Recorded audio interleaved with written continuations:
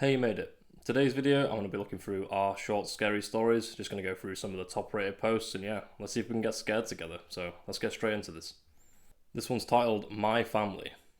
I died 8 years ago. It wasn't particularly tragic or unusual, just a car accident. Yeah, nothing tragic. Never mind. I don't blame the man who hit me. He was speeding because his wife was in labour, and there was black ice on the road. He lost control of the car, and I lost my life. It's not his fault. I know that. I'm not cruel. I am not vengeful. Pause. Whatever you say. Already getting bad vibes from this one, but we'll see where it's going. If anything, I'm the opposite. You see, I don't have any family left, and I had lost my few friends around that time. When it was time for my funeral, the only people who came was my boss and the family who killed me. The wife held her newborn daughter close to her chest. I hated my boss, and the cemetery was awfully lonely, so I followed the family home. Wait, aren't you supposed to be dead? Okay. Sure, bro. Let's see where we're going. Lily may as well have been my own flesh and blood. She was sweet and bright and oh so very small.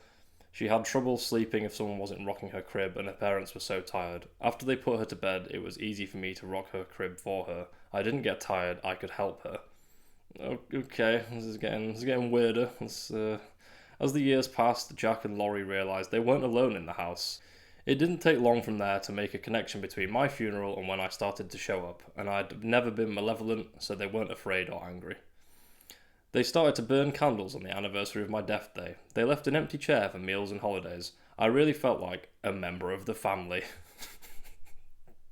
Oh, hell no. Someone is trying to force the door. It's Laurie's ex. He's obsessive, he's angry, he's going to hurt the family. My family. Oh, hell no, bro. The thing about ghosts is, the more offerings you get, the stronger you become. I've been enjoying candles, trinkets, and even the occasional food item for the past 5 years.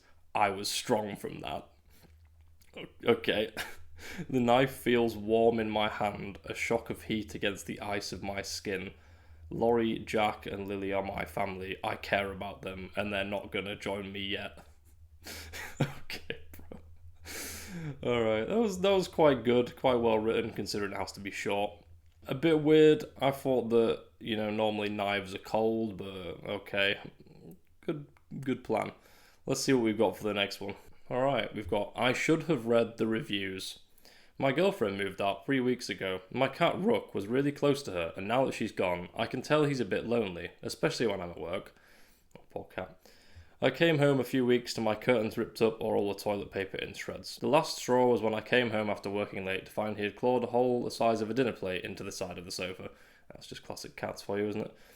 I decided I had to do something. I tried different toys, even catnip, but nothing worked. One night, whilst browsing Amazon, I saw a pet camera. It's a tiny camera that records your pet in a live feed so you can monitor their behaviour while you're away. It even has audio function so you can talk to them. Sounded silly, but hey, I love my furry dude, so I bought it. I got overnight shipping and installed it immediately. I decided to set it up in my bedroom, as that was where Rook dwelled most. My first day at work, I think I checked the camera 30 times. A little bit obsessed, but sure. When I spoke into the microphone, Rook seemed to be happier, and I noticed there was no destruction around the house either.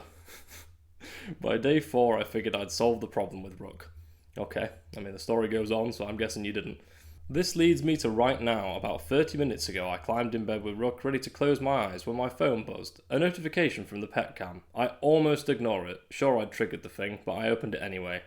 What I saw made my grip tighten on the phone. Instead of a video of myself in bed, I saw a man, tall, gangly, with pale skin and large eyes. He was moving into my room with exaggerated steps, like a sneaking cartoon character. Okay, you're dead. It's over for you. Don't worry. It's okay. He got right up to the lens, so close I could almost smell his rotten breath, and he smiled. I immediately paused the video, terrified. I looked at the spot where the man should have been standing, but there was no one there. I went onto Amazon and found the pet cam and read the reviews, hoping for some weird glitch. It had to be a joke, right? Right? The first dozen reviews are pretty standard, but it was the last one that caused me to bolt upright. The customer complained that the camera was on a time delay, sometimes as much as 15 minutes. Okay, how you're still alive at this point, we will never know. I went back to the video and pressed play with shaky fingers. I watched in horror as the man slithered under my bed, giving the camera a wink before disappearing into the darkness. Then I saw myself enter the room and climb in bed before the video ended. Now I'm sitting in my bed knowing he's under it. I could call the police, but I doubt I'd have time. So please, do yourself a favour and read the reviews. Yeah, you heard the man. Alright, that was pretty good. Yeah, plenty scary. Monster under your bed, the classic tale, rewritten, 500 words. Nice. Alright. Let's have a look what else we've got on here. I feel like this one might not be a scary story, but looks like they're just having a rant on this subreddit. So let's see what we've got here. I'm done posting on this subreddit. I'm sorry everyone, but I am so fed up with posting here. Every time I pour my heart into writing scary stories, I build up the courage to post them, and then I spend days pounding the refresh button in the hopes of comments and upvotes. Yet every single time I wind up with 4 or 5 upvotes and 0 comments. Okay, I feel like that's a bit of a skill issue, but sure. Just get better at writing. That's the best option. All the while, I have to look at other stories, get hundreds or thousands of upvotes. I've tried everything, from writing across different settings to completely swapping genres, to get that kind of attention. It just really crushes my self-esteem, and I can't deal with it anymore. I even tracked down someone who got 3,000 upvotes on their story a couple of weeks ago. What do you mean, track them down? Okay, bro, let's see where this is going. It was that guy who wrote about jellyfish. He hasn't posted anything since then. He had posted an old selfie on another subreddit and mentioned the city he lives in on his professional website. So I decided to visit him and see if I could learn how such well-received ideas got into his brain. Right. Just turn up unannounced. Hey, so are you the guy that wrote the jellyfish story? Oh no. He was neither helpful nor understanding of how soul-crushing it is to not receive recognition. I mean, you just turned up to his house, so he's probably not going to be very happy.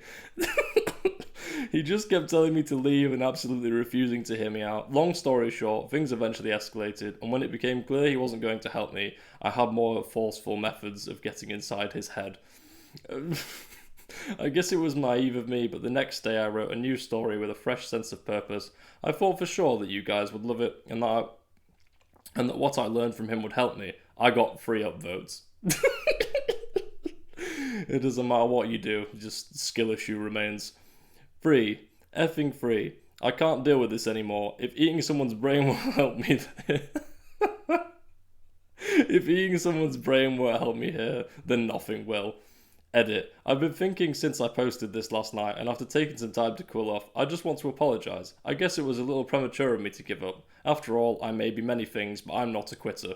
There are so many talented, inspired contributors here. And just because the imagination of one author didn't meet my expectations, shouldn't stop me from picking the brains of others. Okay, we've got a real life zombie here. Alright, that was pretty good. Nice twist. I did expect it just to be a rant about Reddit, but sure. Alright, that was pretty good. In event of nuclear disaster. This seems pretty topical, so let's get right into this one.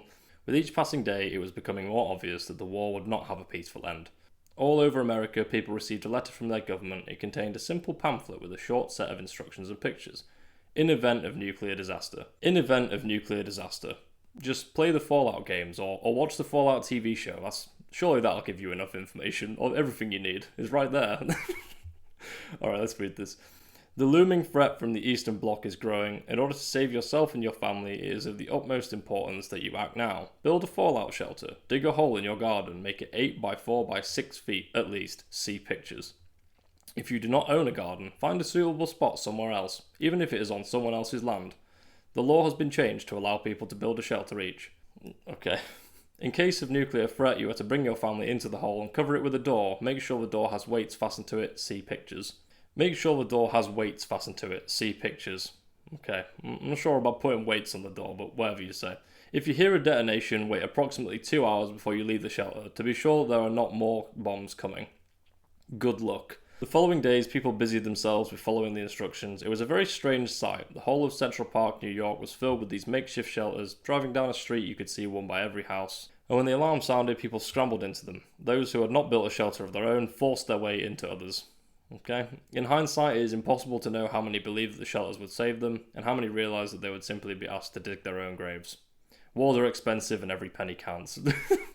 Okay, we went for a big twist at the end there. That was pretty good. Nice twist at the end. I do think it reminds me of those old duck and cover things where you just hide under a table from a nuclear blast. That'll save you. Sure it will. And that's all I've got time for you guys today, so leave a comment what your favourite scary story was. If you actually got scared, I'll be impressed, but you know, it's been a fun rollercoaster ride, so I might go through some more of these at another time, and also through like 2-sentence horror, because there's some good ones on there.